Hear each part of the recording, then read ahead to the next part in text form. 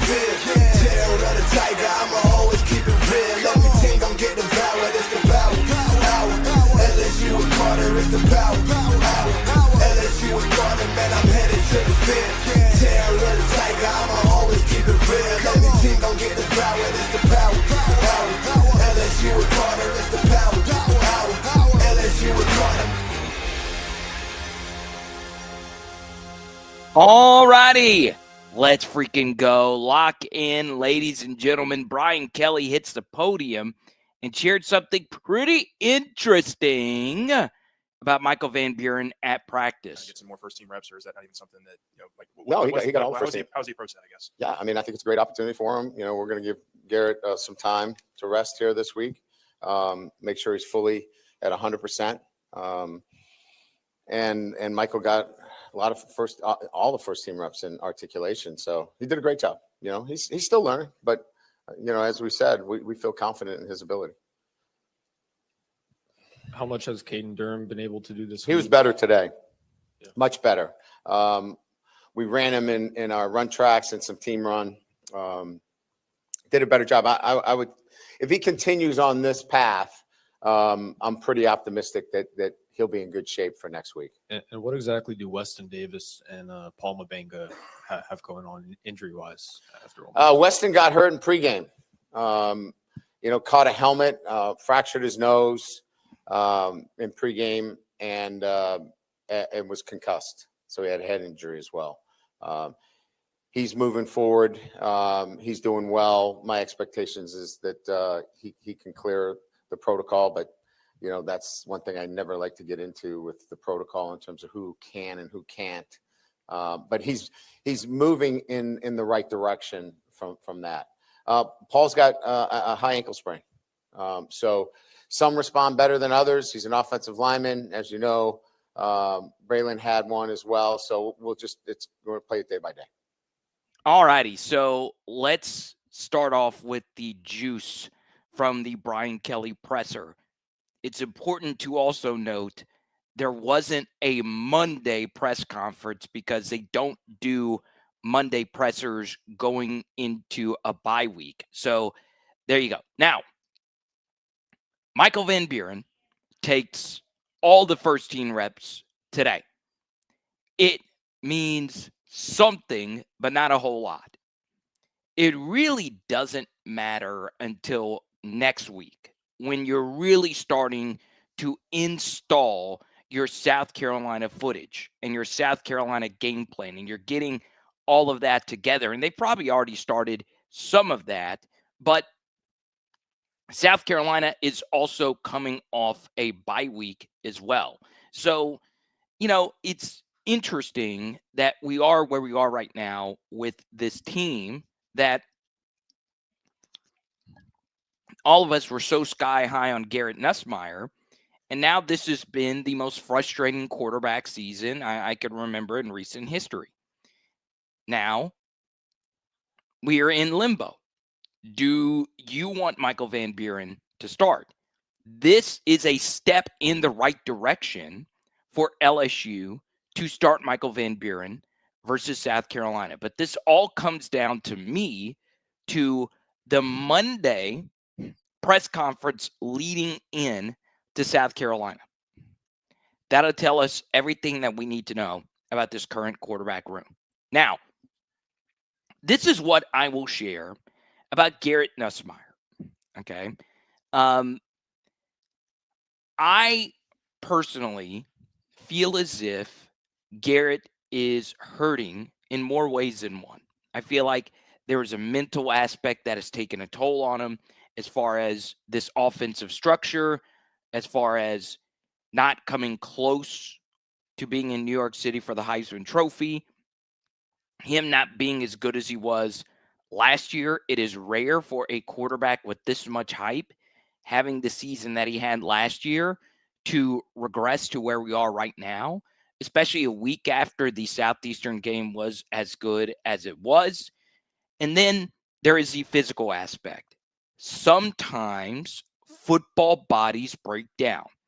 And the main focus is the midsection of Garrett Nussmeier. You can pause me all you want, but I'm talking directly to you right now as far as his injury is concerned.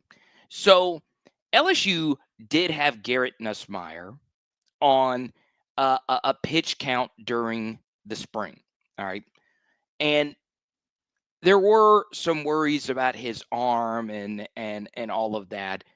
But there has been this ab problem that Garrett has been dealing with. There has not been surgery. Okay, let's be clear. There has not been any type of truly deep medical procedure done on Garrett Nussmeier. But there was an ab problem. And if you listen closely to a lot of the national shows, they had always said, hey, there's something wrong with Garrett Nussmeier. If you listen closely to some of the stuff that we said going into the season, yeah, Garrett had a lower body injury. That lower body injury was okay. He was fine from that. But it was an overall rough offseason for Garrett leading into the season. That can happen, as many of you know. So now we're in the spot where Michael Van Buren is getting the first team reps, which is good for him. And at the same time, if you do start Michael Van Buren, there is no film on Michael Van Buren. Okay? There is no film. So you do have that extra bit of benefit if you were to play South Carolina, which does have a solid defense. Now, before we continue with the rest of the Brian Kelly press conference, let's talk about the Weston Davis injury. Okay? This injury has to be one of the most bizarre LSU injuries I can remember. To break something in your face during pregame and to also get concussed during pregame is truly insane. I don't think I can remember of a pregame injury as severe as that one. Now, something that does tend to happen in pregames is someone pulls a hammy.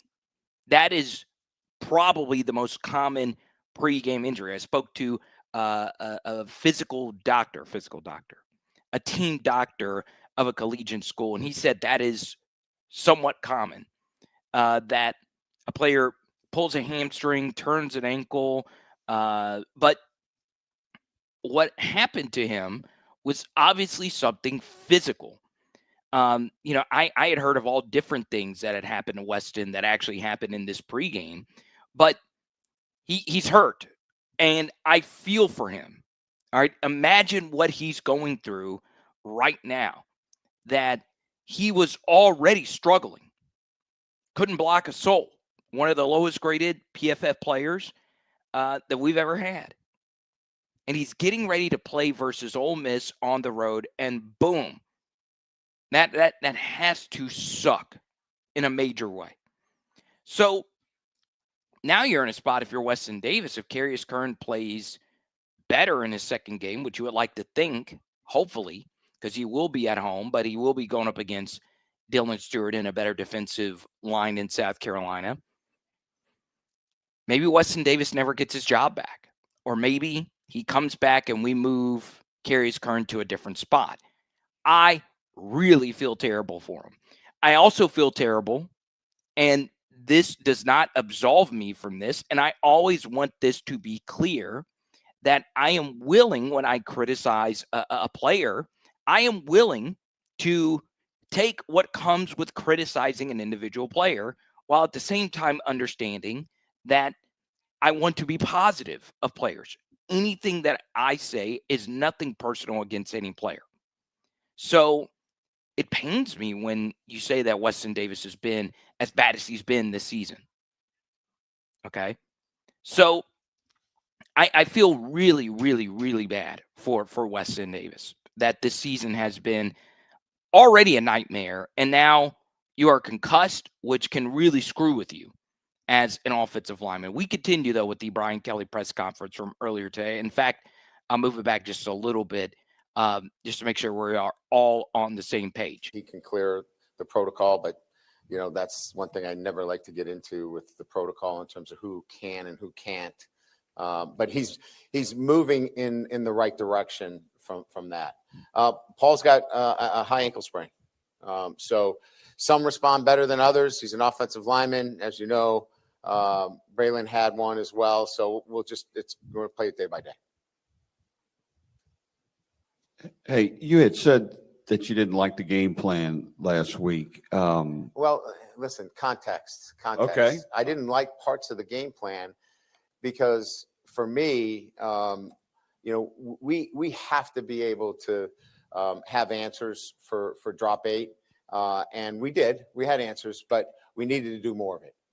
And at 86% 3 down, drop 8, you got to have some other answers. And so that's what I didn't like about the game plan is that we needed more answers. During the game. Yes. Right. Yeah. Kind of going off of Weston's situation, Carius Newton, I think you said 22 minutes before that he was going to start. Just as you've gone back and looked at the film, what did you think about the job that Carius did and his opportunities going forward? He reminded me of Emory Jones as a true freshman. If you remember, Emory technically was not very sound, but he was fighting for dear life and was really active, had a lot of hustle errors, but he's hustling and playing physical. It's just, it's hard to be a technician at this point. So we're going to take what we can get from him, and that's, hard play, physical play, can move some people. Coach, have you seen any benefit in developing, I guess, some short yardage situations for Michael Van Buren or just developing his role during the bye week? Yeah, we have that package in. We have short yardage runs for quarterbacks. It's just I'm not going to take Garrett Nussmeier out of the game to run short yardage. So we've predicated all that on, the type of formations that we run in short yardage, and we gear it towards our quarterback. If he's not our quarterback, we have some different answers if it's Michael. All right, so I do think, and kudos to the reporter. If someone could tell me who the reporter was, let me know. Because as you know, I always want to show love to someone that asked a really good question because that was pretty illuminating. Okay. So I am of the belief that you can change your opinion as the season moves forward. All right. So going into the year, I was really high on Garrett Nussmeier. I'm not afraid to admit it. A lot of people were. And I don't think he's played as badly as some of these other quarterbacks who have truly failed their expectations. Like DJ Lagway has been atrocious. Kate Klubnik has been atrocious. Arch Manning, atrocious. Okay. Even with the injury excuse, that does heavily affect Garrett Nussmeier. He's not been as good as we thought he was going to be. The Clemson game was great. Southeastern game was great. Louisiana Tech was what it was. Same thing you could say about Florida, and Ole Miss became a disaster. All right. But it's also strange that Brian Kelly said that, hey, we do have a short yardage package for our backup quarterback, for someone that is a little faster at the QB position. Now, let's talk about speed and rushing at the QB position. What really annoys me, and I do think this is very critical, and I've not gotten more information on this because it is relatively sensitive. it is so important going into every season knowing who really needs to redshirt and who doesn't. Because a redshirt is very valuable to someone like Michael Van Buren, who is a quarterback that will more than likely never have really high NFL draft prospects. That 5th season for him is very valuable. That's a huge amount of money that he would be making in his final year of college football. And he wasn't able to redshirt last year. But, I hope there wasn't a time where LSU said, look, we need to try our best to redshirt Michael Van Buren if he was your top quarterback this whole time backing up Garrett Nussmeier.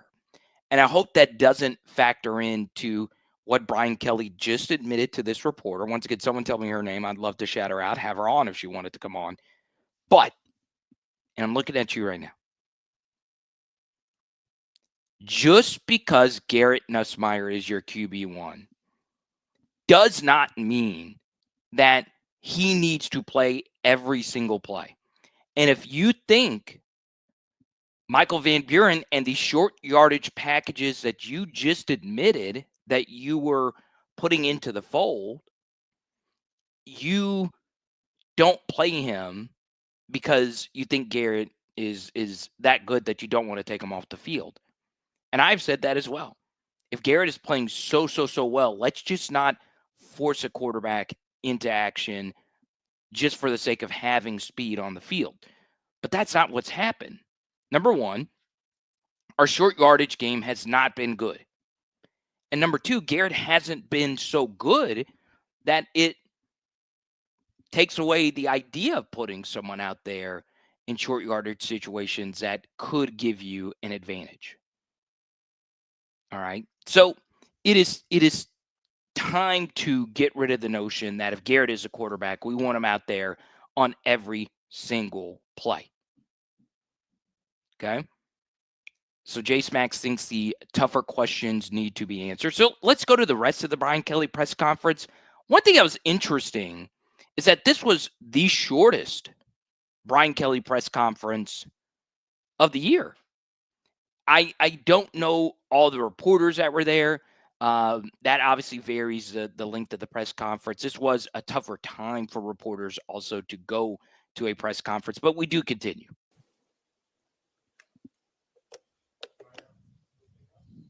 If that's good, we can make this short. What is your main goal that you want to accomplish with your team during this open date?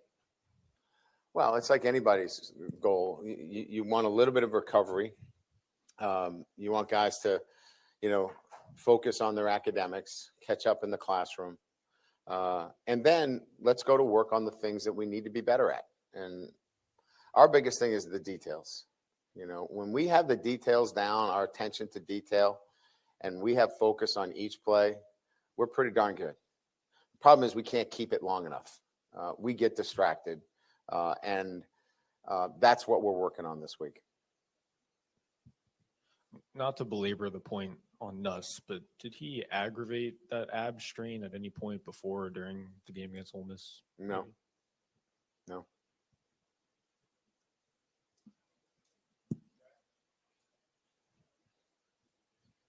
I think I know what you're going to say, but the ruling that has come out on the single window transfer portal, you've been a proponent of it. I don't want to put words in your mouth, but I take it you're probably pleased with. Are you pleased with all the elements of it, of what you've seen? Yeah, Scott, here's what I would tell you, and this is the honest truth. We're putting this model together at 35,000 feet, right? And nobody has a blueprint for this per se. So what we were looking for is progress. And the progress is we got it down to one window. Will it always stay there? I don't know. But it just made sense that 100 another 20 teams or so, right, would not be affected because they're not in the playoffs, or, they don't have to worry about, that date. And the top, 10 programs in the country have to do a lot of juggling. So this was to try to make some progress. We made the progress with the one window. Now we can set our rosters. And the guys that are here, can't be opting out after spring ball saying that they didn't get enough playing time, right? So we've got that, which helps us in this model. I think there's still room for more progress, but this was the important piece, is to get to the one window. And although not perfect, I think it meets what we need at this step. Good. All right. Thank you. All right. That was it. I don't think all the reporters were there, to be honest. And normally with these midweek ones, it gets tough. And we had Jacques Doucet on last week, and he talked about that. But yeah, I understand that you want more information on Brian Kelly. I do think one interesting question would have been, if you needed to play a game today, who would start?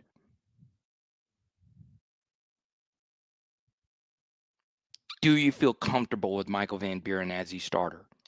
What are some things he could do differently than Garrett Nussmeier? I mean, those are some questions. I've not been in the scrum in forever, but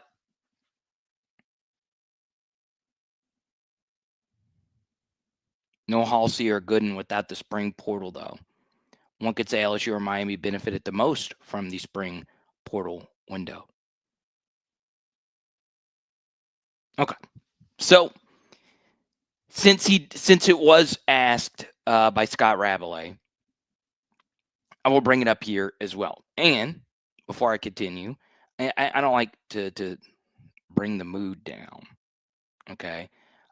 Scott's colleague, Wilson Alexander, lost his wife to cancer. Okay. So I feel really bad. I'm not close with Wilson. We've talked a few times. He is a phenomenal reporter, and I'm missing his coverage right now for The Advocate, but there are a lot of deeper things going on. And if I remember correctly, I'd have to go back and look at the timelines. I think his wife was at MD Anderson when my father-in-law was at MD Anderson, and he also passed away. So Wilson, if for some reason you're watching this, just know everybody here at PHL has your back. And she herself, Alice, was a really good reporter. So, but we move on. As far as like the spring portal and winter portal window is concerned, I'm not a fan of the single portal window. I'm just not. And in particular, I am not a fan of it from LSU's vantage point. If I was Georgia and I had Kirby Smart's high school recruiting, and I had Kirby Smart's overall eye for talent and development for talent, I would feel more comfortable with just one window. But for me personally, one thing that I think about quite a bit as far as portal windows are concerned, especially from the LSU side of things, is that LSU has not done a great job with high school talent acquisition. Well, actually, excuse me, they've done well with that, but eyeing that talent and developing that talent, it has been a big problem. For example, it was very interesting when you look at the recruiting class that was very much lauded by quite a few pundits, which was the LSU 2023 recruiting class. All right. And this class was really, really, really good. So I want to show it to you. And this is really mind-blowing. And it shows you where we are right now in the world of college football. So I'm scrolling through this class right now, the 2023 high school football recruiting class. And one thing really stands out. Ole Miss had as many impact players in the game from our recruiting class to what we had in the game for our own team. They had Deshaun Womack, and we had Whit Weeks. Now, in this game, Kyle Parker had an impact. He was a part of the recruiting class. Caleb Jackson was a part of this game. He had a pretty big drop. And then, of course, you had Dylan Carpenter. He also played in this game, struggled. This was his first ever real game as a defensive end, and I'm cheering for him. The Louisiana 3 stars, as you guys know, I always cheer for him. And then you also had Ashton Stamps, who, has had a brutal season, but he was very active and cheering on the sidelines. Okay. So that's where we are. And then, of course, Paul Mavinga also played, and he hurt his ankle. And when he was healthy in the game, he wasn't really that great. Then you had Tyree Adams, who was fine in that game. So I would say we had 2 impact players from this class, and Ole Miss had 1. Now, you guys know I am big on building from the portal. Absolutely, positively big on it, especially now, because we are not doing a good job developing the high school players, and we're also not doing a good job of not only developing them, but getting them mentally ready for the stage that they are on. All right. It's just the truth. And when you say something like that, it gets angry messages, and that's fine. But, I also owe it to the audience here to be completely honest with you as far as that is concerned. If you look historically, the best teams, the championship teams, have players from the recruiting class 2 years prior as the engine of your real championship teams. You look at the all-time great LSU teams, the best of the best. They all had killer recruiting classes from 2 years prior. Now, it's technically year 3 players. But you take a look at 2019 LSU. Joe Burrow was not a high school recruit. Jamar Chase was from the next recruiting class. But that 2017 recruiting class is the best in LSU football history. From Justin Jefferson as the lowest ranked recruit to the highest ranked recruit, which was Jacoby Stevens. And then depending on which service you looked at, there's a few other really good ones. They had 3 stars that were developed into first round picks. They also had 5 stars that were developed into really good players as well. We have got to do better. We've got to do better. There's just not enough guys that had some promising starts. For instance, a guy like Caleb Jackson, as Sourdough Man astutely brings out in the chat, it's got to be better. It's just got to be better. Okay? It is so important. Now, here's the thing. What we did in the offseason as far as getting guys on our staff that wants to make our transfer portal operation better, we did a really good job of that. And I'm excited that guys like Kelvin Bolden and Jeff Martin, and then all the way up to Austin Thomas, I'm excited about what those guys are going to do for our program moving forward. But what those guys are doing behind the scenes, as important as it is, and as important as our NIL operation has been, it is nothing if you don't have the guys at the top that can get us to where we need to be. And right now, you are right to be very skeptical that the guys at the top aren't getting us to where we need to be. And it's kind of the same thing we have said about what has happened throughout the Southeastern Conference. So I tweeted something out earlier today on my personal account, Carter the Power, and it was simple. I don't want Tony Vitello to leave Tennessee baseball. Why? Because he makes the SEC better, right? I like the fact that Tony V, everybody hates him. I love that. Okay? I love that. And it's always going to make you sharper that there are guys out there whose head coach is in the vicinity of the greatness of your head coach, which is Jay Johnson, of course, who's the best. And for me, you look at the SEC right now, the coaching is so damn good. It is so damn good. And we have a college football Hall of Famer leading us. It is time for Brian Kelly to take his game to the next level. All right. I want to bring up a few examples. So for my patrons and Discordians, I've been talking about doing an example of coaching mistakes that are on Brian Kelly's shoulders when it comes to the actual game-to-game operation. All right. And I will save this for patrons and our YouTube members. There was a massive blown call in the LSU Ole Miss game that nobody's talking about. All right. I pick and prod every single game, in particular the ones that we lose, to find something that I feel could give us an advantage. And it's more important on the road because while I don't have this data in front of me, and by the way, it's not data, you really have to just sit and watch the games. The truth is, when you're on the road in the SEC, the judgment 50-50 calls do not go your way a good bit of the time. They just don't. OPIs, DPIs, they don't go your way. And that actually happened in this game versus LSU and Ole Miss. There were a few DPIs that didn't go our way, and there was a few times where Chris Hilton was abused and they didn't call it. But there is a blown call that could be heavily affected by a coach clamoring about it. It's also a blown call that can be stopped and somewhat reviewed. It can't technically be reviewed, but it can be congregated with. And that'll be dropped tomorrow on the Patreon.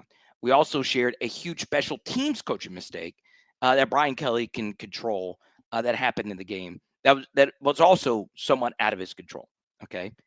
But outside of that, we are missing some elite coaching right now. It's not been elite. It's been okay, right? It's been okay. If you were to give a PFF grade on Brian Kelly's coaching job this season at LSU, it would be a 60, which is baseline. It's fine at this point. It's not great. It's not great. Now, this is a pretty wild way to comment for the first time from legendary CEO. I don't even know if I want to say that publicly, but I'll do it. I don't think I could get canceled for this. Brian Kelly climaxed in 2017. Okay. Now, in the history of pauses, that's not just a pause. That is a full stop. That is a throw your computer into the LSU Lakes type of comment. The fact that you typed this male climaxed, I mean, what are we doing here? Okay. PHL sponsored by Brazzers. What the hell is that? All righty. We're going to get to Sourdough Man's comment here after this quick break. As far as Caleb Jackson is concerned, should we be using him more? Speaking of partners, let's talk to the partners that really keep us afloat here on PH. Power Hour Network listeners and viewers, you might be consuming this content with that crick in your back that you've been trying to get rid of for so long. Take this as your sign today to book your appointment with LabourdTherapy.com. In the Lafayette region, there is no one that you will find that cares more about any different type of pain that you might have than the team at LabourdTherapy.com. Book today. Once again, that's LABORDE therapy.com, or you can visit one of their 5 locations all throughout the Lafayette region. PHL Nation, it's time to lock in and get serious really quickly with our friends at Fortified Gulf Coast and FortifiedGulf.com. This is my buddy Ramey. He is one of many Fortified Gulf Coast inspection professionals that are doing something to help you not only save your home, but your memories. The Fortified program got started about 13 years ago. We adopted it here in New Orleans about 2.5 years ago. It's a more advanced way of doing the roof. It adds an extra layer of protection, whereas even if a hurricane was to pull the shingles off this roof, water will still not get into the house. So yes, your establishment is important, but what about the things you can't replace? That family scrapbook or that painting that's been handed down from Meemaw to Papaw and to you. It is important to protect that today with Fortified Roofing. And while this seems like a priceless asset, did you know it can actually save you on your homeowner's insurance up to 37% if you are in South Louisiana?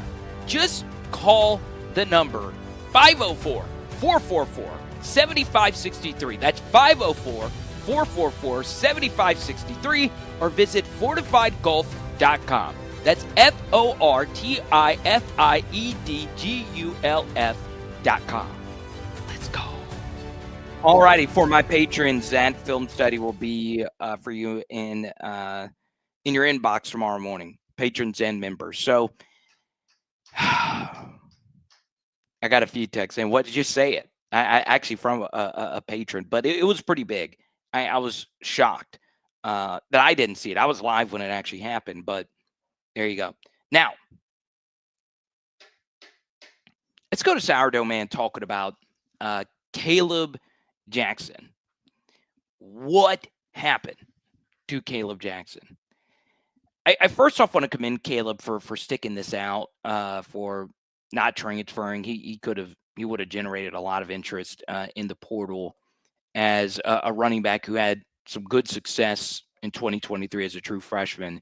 But it's honestly hard to really explain what happened. Okay, if anything indeed happened, his freshman season did have some health problems, but he's been mostly healthy since then. He's just not developed. Athletically, he's about what you want. He's a thicker running back. You guys know I like thicker running backs. He's got elite speed, but it's just not clicking. And I'll tell you this right now, with the way Caleb runs, it would not be a good fit for this offense anyway. All right. Mike, a longtime patron, define climax for us uninformed folks. Okay, I'll do it. I'll do it the best way that I possibly can. And if you keep up with the news, you'll be able to you can decipher this for yourself. All right. Former Seattle Seahawks running back Sean Alexander has climaxed at least 14 times in his life. And I'll leave it at that. Leonard Fournette is coming back for his senior season, says legendary CEO. Okay, good. Alexander said, we could have had Mekhi Hughes from Tulane in the portal. Good thing he's redshirting right now. Yeah, and so he was a Tulane transfer, and I had tweeted this out, and it's gotten some blowback as well. He quit on the team today. He's redshirting this season. He didn't go on the road versus Penn State. He's only played 4 games. And this is starting to get very old. Now, could he transfer to us and actually be our RB1 next year? Sure. That obviously heavily tied to the state of Louisiana. But I still stand by this. I don't think we're in a healthy spot where, he fell behind some other running backs in the Oregon rotation. He's played 4 games up to this point. I just don't like this. I just don't like, hey, I'm healthy, but I'm going to preserve my red shirt for the sake of my future. That really hurts the team. And I understand what the kid is doing. It makes perfect sense. But at the same time, it's a strange thing. Like it's a weird rule that honestly makes very little sense. But Oregon wants to keep him around because you get to have him as another depth piece. Where I lose a little extra sympathy for Hughes in his instance. Now, once again, if you want to come to LSU, come right on ahead. But this is more so just a public thing. He's already redshirted. He redshirted in 2022, but it was for a medical reason. So you're getting 6 years of theoretical eligibility. And I just think you should get 5 maximum. So that's what's being discussed right now in college football, or just in college sports in general. Should we move it to where it's a 5th year of eligibility and you have 5 years to play 5? You get a full 5. I will tell you this. If that rule was put in place this year, we would benefit so freaking much from that. And I'm glad you brought that up, Alexander, because I brought this up on the Sunday stream, but I want you to look at this, and Jace Max is probably going to clip this right now. There is one big reason why you should really cheer for this year's LSU Tiger team. So there are quite a few LSU Tigers that transferred in, and they had this option in this decision to quit on us before the Ole Miss game. And there were 4 players in particular that are playing their 4th year of eligibility in 4 seasons. I'll go through 4 of them. Mansour Delane, Jack Pyburn, Barryon Brown, and AJ Halsey. All right, they're playing their 4th year of eligibility in 4 seasons. All right, let's just say they were to quit. But they went to the coaching office and they went to Ole Miss and they quit.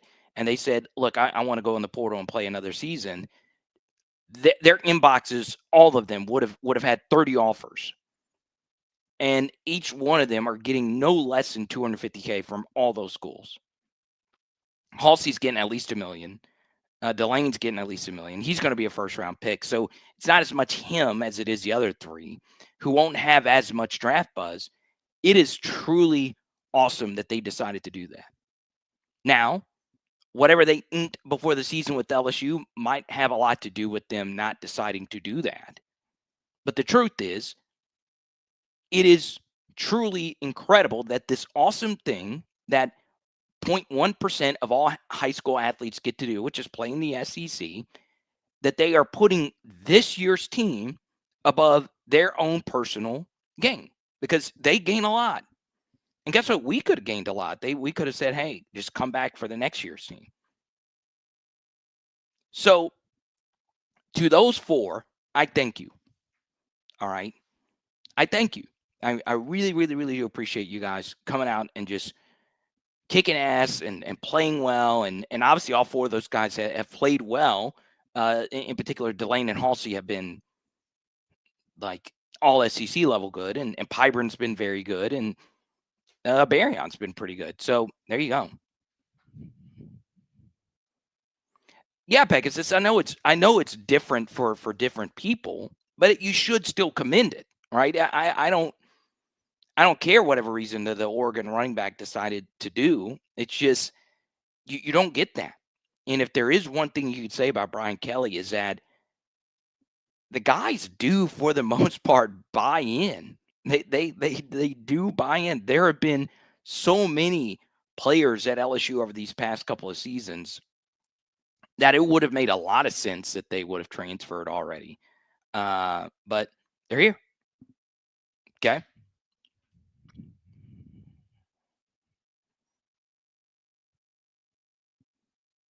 Let's go to Chance. LSU went all in on the portal this year, building up the defense, only to have their 5th-year quarterback be the weakest link. Yeah, I can't let that go. I whatever I say gets labeled as Garrett homerism. He's not the weakest link, though. I can't get there. Now, is he the link that heavily influences the outcome of the game more than anyone else? Yeah, sure. Okay. But, I also want to shine a light on the positive, some of the positives of LSU season of where we are right now. Garrett, for the most part, has been mostly negative. It's just the truth. And I would agree with that, but I won't say he's the weakest link. I just won't. I do think, though, Michael Van Buren, even if it is just for one game, I think versus South Carolina in particular, he's going to come out and play really well if he's a guy. I do think so. With some of the things about South Carolina that we've seen up to this point, South Carolina can't really run the football. They can't. That doesn't mean they don't have a ridiculous amount of talent when it comes to the actual rushing game with Sellers and Rashul Faison. Okay. Now, I'm not really dove deep on South Carolina's team just yet. I won't do that until the weekend. But this is obviously a good team that is like us. They only have one loss. They played really well in a Kentucky victory. But Kentucky's the worst team in the SEC.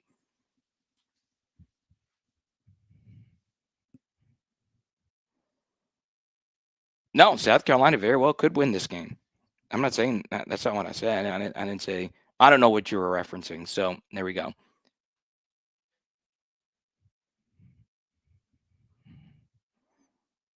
Okay, so true story, Jason. I was getting my hair cut earlier today,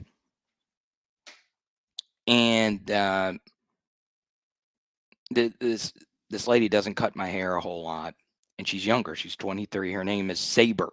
Okay, and Saber was cutting my hair, and she asked me, "Hey, I heard you did stand-up comedy before," and I did, and I said I performed in New York City at Comic Strip Live, which is where Jerry Seinfeld got his start. She had no idea who he was. I said, yeah, Eddie Murphy also got his start there. No clue. Literally deer in the headlights. And I was like, yeah, I am about to file for AARP. This is insane. Like, it's just like, what was it, a big deal? And I was like, yeah, it's the biggest comedy ever, outside of what, MASH, maybe. I'm not saying it's better than MASH, but so yeah, I mean, that's where we are. It's what we're going to go through for the Super Bowl halftime show. What the hell is a Bad Bunny? No habla español. I think it's going to be great. I think Bad Bunny's going to be great. As a wedding DJ, when I play the Spanish stuff, it always hits. One song that always hits when I mix Gasolina with anything. Gasolina hits hard, bro. Hits hard.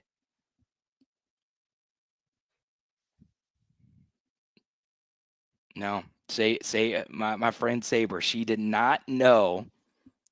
She did not know Jerry. She did not know Jerry. Let's go to Slim and Sammy. I thought Brian Kelly was supposed to be an offensive lineman and tight end guru. He is. It's just not gone well. It's just not. I mean, both positions have been big, and I will be honest. And this obviously turned into an intense debate on Blake's show and on my show on Sunday, but I have been appalled by our tight end play. It's been really bad. We've heard every excuse for Bauer Sharp and the Butterfingers in the first quarter of these games. And I give him credit for making the touchdown saver versus Clemson after the fumble. But catch the damn ball. Catch the damn ball. All right? Please. Please catch the damn ball. And Trades Green, please quit drifting on your routes. And block better. Okay? Well, Bauer Sharp knocked him over, and that's why he held Sage Ryan. Let go. Let go. I know it's hard, but don't pull guys to the ground.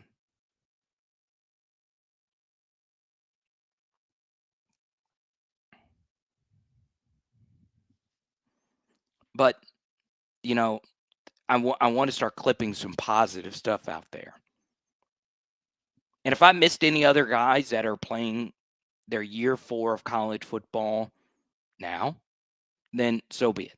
Okay. Now, I posted this as a poll on Twitter, and we'll bring this up for a full stream tomorrow.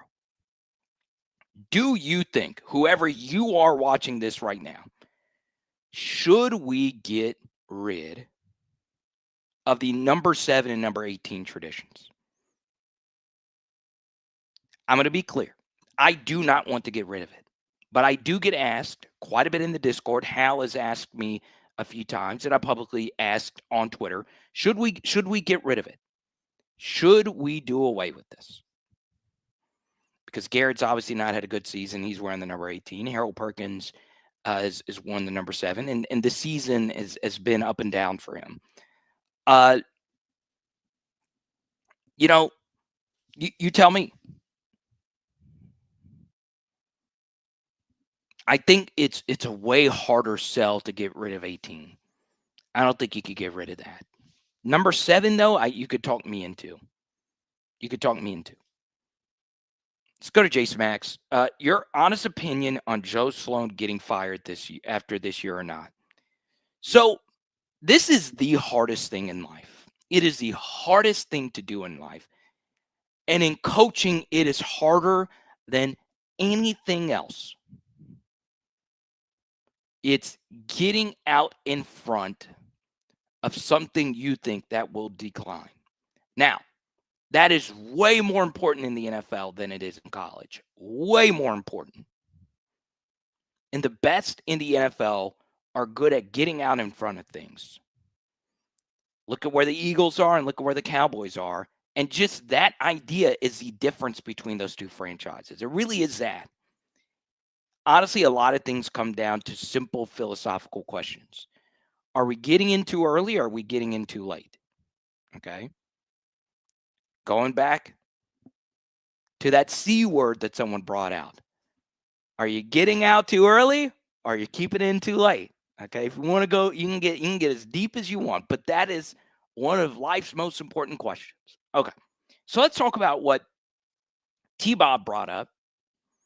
And T-Bob has an open invite to come on PHO whenever he wants. He can come whenever he wants. Pause. I really didn't try and do a pause there. It just happened. And then now I'm going to clip that and send it to him. And then it actually might get him on here. But super busy guy. I should have got him on before he has this 2 a.m. Barstool schedule. But obviously I'm a big fan of T-Bob. And he set a Twitter storm on fire.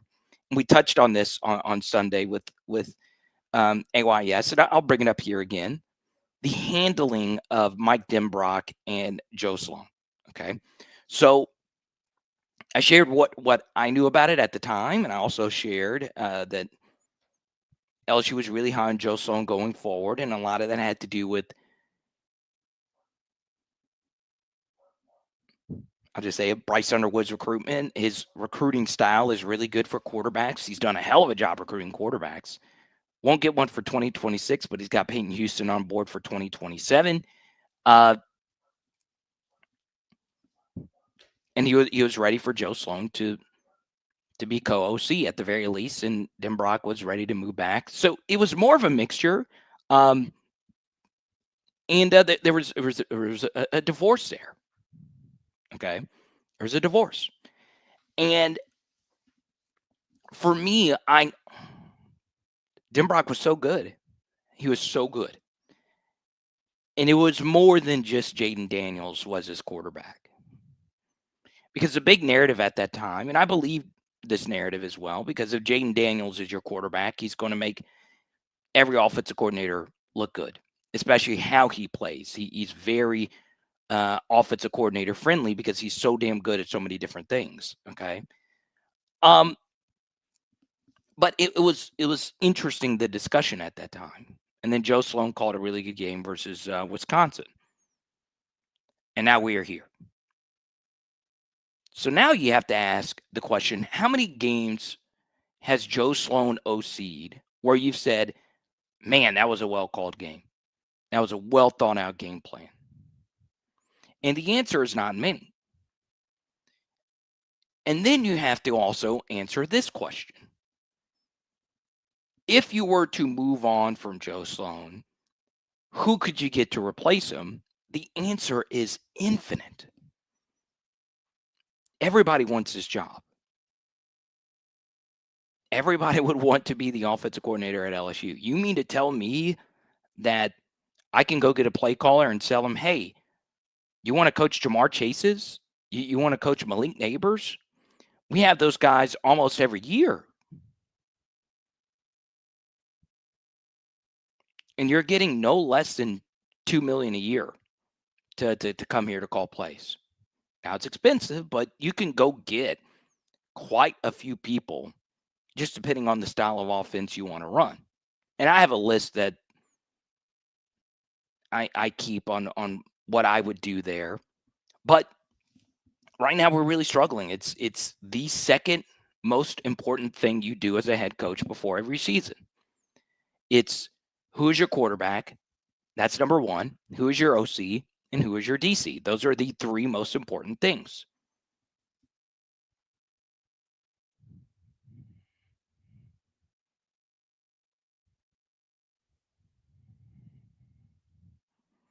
Tari says Perkins having an up and down year. I disagree, and so does PFF. Oh, really? Have you checked PFF's grades? His coverage grades have not been great. They've not been great. Now, has Harold Perkins mostly been good to very good this year? Yeah. But there have been some downs as well. There have been some downs. And it's okay to admit that. Anytime you talk anything about Harold Perkins, whether it's good or bad, it's met with a lot of criticism. But what I would ask you to do, Tari, is to ask yourself, and it's not all Perk's fault here, but for some reason, a lot of the wide open throws that we give up in the pass game, they're thrown in the direction of the field where Harold Perkins is lined up. It's not his fault, but it's just something. It's something that anybody could see.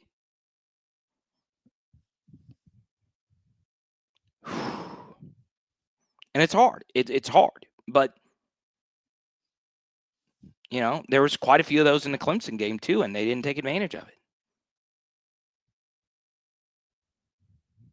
No, it was Denbrock that called the plays for JD.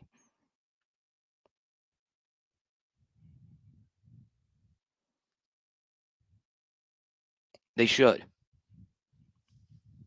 Patrick Queen's an outstanding gentleman. All right. And I don't like to say that about people because me and PQ aren't close. He's been on the channel before in person. But I will say his family is outstanding. I'll put it like that. A lot of New Roads connections there. And also, PFF's not the be-all, end-all, good or bad. I'll tell you this. PFF is getting absolutely attacked on the NFL level. Really badly, might I add, excuse me.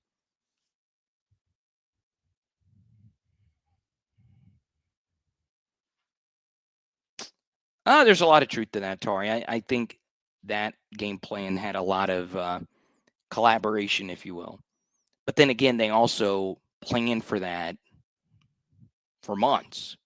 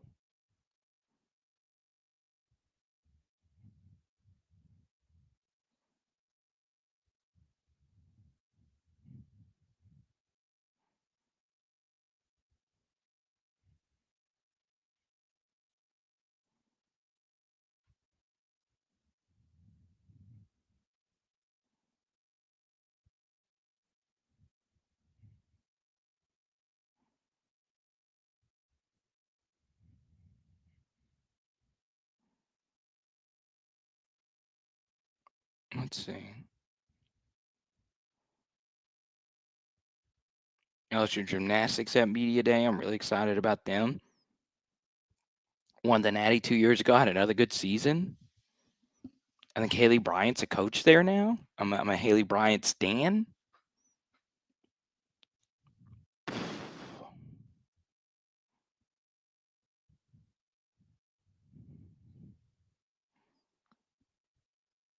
Their tight end's really good. I don't know if he's like Rob Gronkowski good. He's good, though. He's really, really, really good.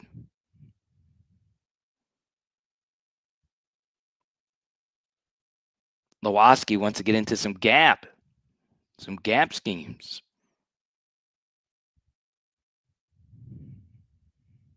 Well, duos and gap schemes. So we need to stop duo, zone, and combo blocking schemes and run trap, power, and wedge.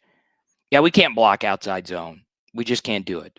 That's my favorite run play. It's if I started an offense today, I would base everything out of outside zone. I freaking love outside zone. But after watching it as much as I've watched it this year, we can't run it. And it makes me want to, if I ever become an OC, which I would love to do it, it would take me like 2 years of really trying to understand play calling. But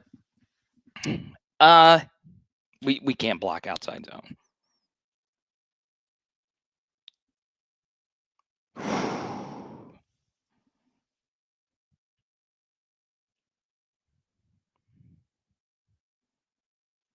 So there you go. All right, we'll take a few more here and we'll get a super chat. No super chats tonight. That's okay. When you're losing, people do not. I never like to skip them, though. That's a problem.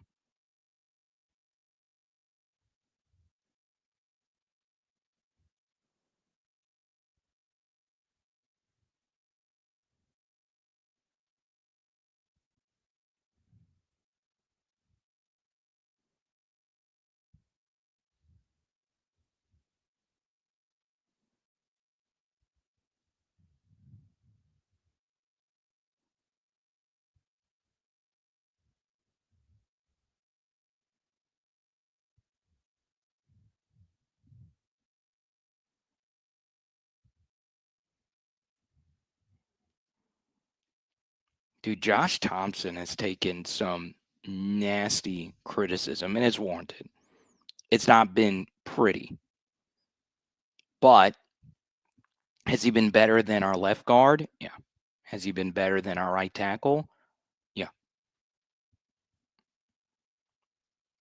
It's also interesting that if you were to label the positions that have really struggled for LSU this season, it's been those three. And then center has been very good. Ole Miss was kind of tough for Braylon. And then at left tackle, it's been fine. Best scenario is 10-2. Yeah, LSU could go 10-2. If LSU were to go unbeaten the rest of the way, Brian Kelly is hands down the coach of the year. And you've also gotten extremely lucky in results. That's the thing, I feel better about winning games if we have the offense we had in 2023 and the defense we had in 2023 compared to having an elite defense and a not so great offense. And LSU released a clip from their LSU Plus of Brian Kelly's post-game locker room speech where he called out the offense saying we can't have double the amount of plays on offense and expect our defense to hold up. And I'm paraphrasing what BK said. And then he also said, meanwhile, we can't keep giving up 3rd and 4th downs like we did. Okay.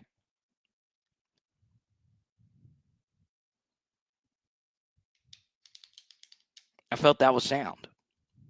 And then some said, well, why would you even criticize the defense at all? Well, go watch your defensive breakdown. We did an hour-long defensive breakdown where I didn't understand some of the things that Blake Baker did. And at the same time, so many of Ole Miss's conversions were given because we did not line up properly and we did not know what the hell we were doing. We had a major communication problem. And like I've always said, I do not mind DJ Pickett getting beat to the outside or PJ Woodland getting beat to the outside in one-on-ones. If they make those jump ball types of plays, you tip their hat. All those reps were mostly competitive.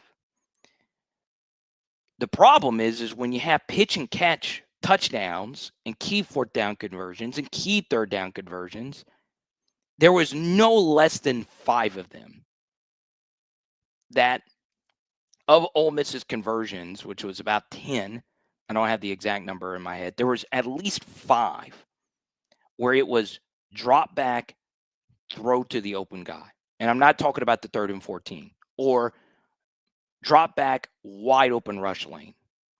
And we can go through all of them right now, but we're winding down here. Yeah, the West Week's rough in the passer. You just can't hit him in that spot. Is it soft? Yeah, it's very soft. But I'll go through them really quickly. Obviously, the end 4th down conversion was bad. The end of the half touchdown was bad. The 3rd and 5 pivot route to number 17 was bad. Okay. Now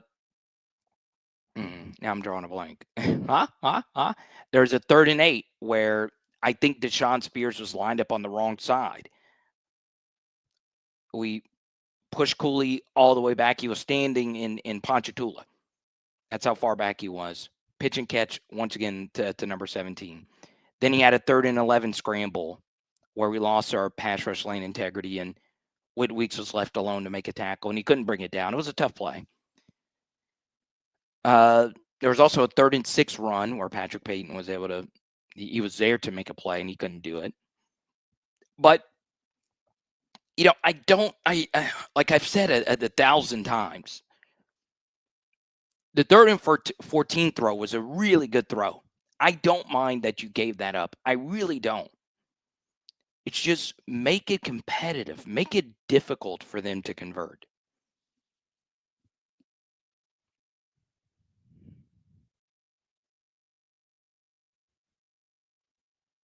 No. I don't think the edges are the weakest part of this defense. I really don't think there is a position on this defense you can characterize as weak because we were really, really, really good against the run this year, which is, to me, it used to be opposite. It used to be it's more important for the ends to rush the QB than it is to stop the run. I think that's changed a little bit. And Jack Pyburn is as good as it gets at stopping the run at defensive end. And Peyton's also done a really good job of that as well. It's just when those guys weren't in, we gave up some pretty big runs. Let's go to Sourdough, man. I believe we let the Ole Miss game get away. And by the way, thank you so much. The offense struggled in this game, like most games. MVB didn't get a couple series. It didn't use all your weapons, and their D didn't prepare for him. Yes, let's start with the second half. I totally agree with you on we'll never know if we win that game if Michael Van Buren comes in, but the answer is more than likely not, but we won't know. Should we have made the switch? What I would have done is given Garrett the first series of the 3rd quarter and then make the switch. I believe we let the Ole Miss game get away. I can't get there. I really can't. As much as I love it, and as much as I love this being the first super chat, but you want me to give you my honest opinion. They outgained us by close to 200 yards. They had one more yard per play than we had. Holding them to 5.8 is really good, but us having only 4.8 yards per play is bad. Okay. They committed a hell of a lot of penalties to give us a chance to go win the game. But yeah, it's frustrating. It's very, very, very frustrating. Okay. But I think it's pretty clear now that Brian Kelly has a massive Lane Kiffin problem. He has a massive, massive, massive Lane Kiffin problem. This year, brutally outcoached. Last year, let's be real, Ole Miss should have won that game. But we had some guys step up in a major way. Then a few years ago, 2023 happened, and they put up 49 on us. And 4 years ago, they jumped out to a pretty big lead, overthrew a walk-in touchdown that would have made it a bigger lead, and then we came back. He has a Lane Kiffin problem in that we are so woefully unprepared to start games versus Ole Miss. we are so woefully unprepared, which is sickening because last year we had a bye week. Ole Miss was playing their 7th game in 7 weeks. This past year, we were coming off of Southeastern, and they were coming off of Tulane. All right, Tulane was a game that you actually do have to prepare for. Southeastern, you don't have to you show up. Show up. We win that game with a walk-on quarterback, but Garrett was phenomenal, and we blew him out. So it's not as if you're. It would be one thing if you start slow if you had played South Carolina the week before.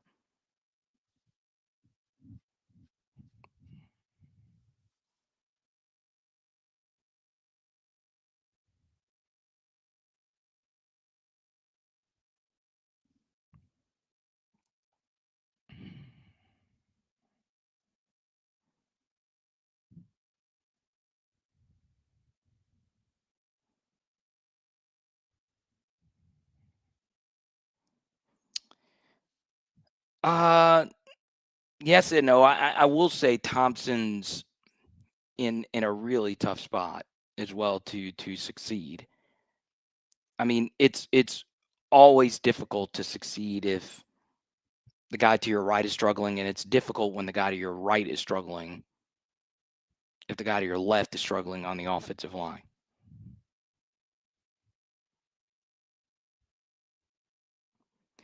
Now, I wouldn't say MVB is a burner as a runner. It's not. That's not really it. He just has a little bit more than one would think. The one thing I do like about him though is he does keep his eyes down the field when he breaks the pocket. So he wants to be a passer first, but he does give you something.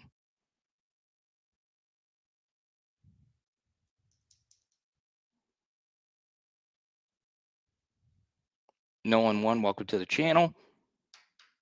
We're just going to hurt him more and hurt ourselves at this point. Yeah. There you go. Now, I appreciate each and every one of you. But we do have to skedaddle. Once again, special thanks to Sourdough Man, the only super for now. I don't think we got any Venmos, Cash Apps. That's all good.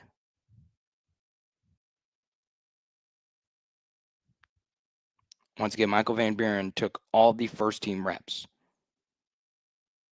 Okay.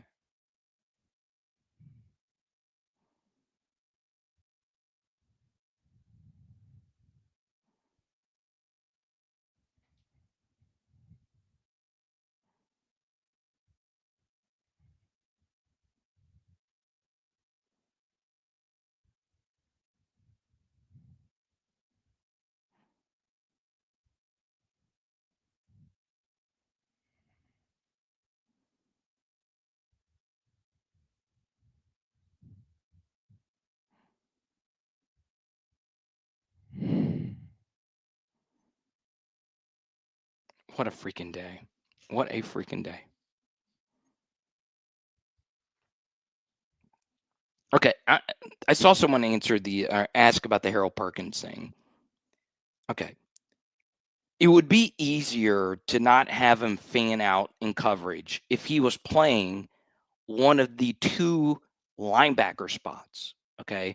The 2 traditional off-ball linebacker spots. But he's playing a spot now that in the modern game is used by an actual DB.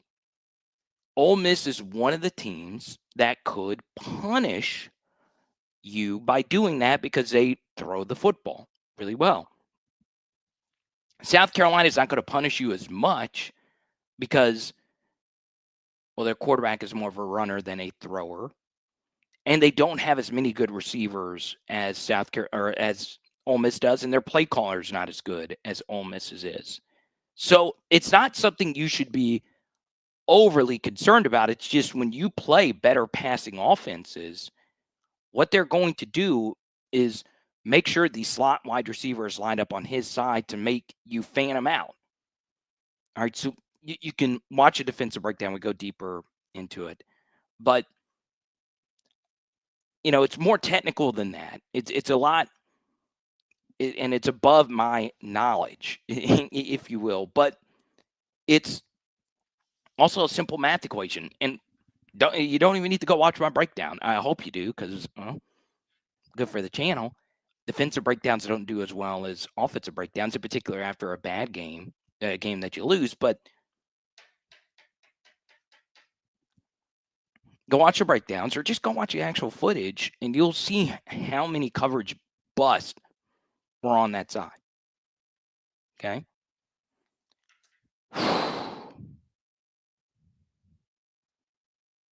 Love your breakdowns. Pause. Sorry, come on, that's not a pause. The climax was a pause of the century. I know y'all gonna clip that T-Bob thing. It is Power Hour LSU. Boom tonight. Well, actually, I don't know what tonight is. So this is speaking of. Haley texted me earlier today, or she called me earlier today, and she said, it's a surprise tonight. It is a surprise tonight.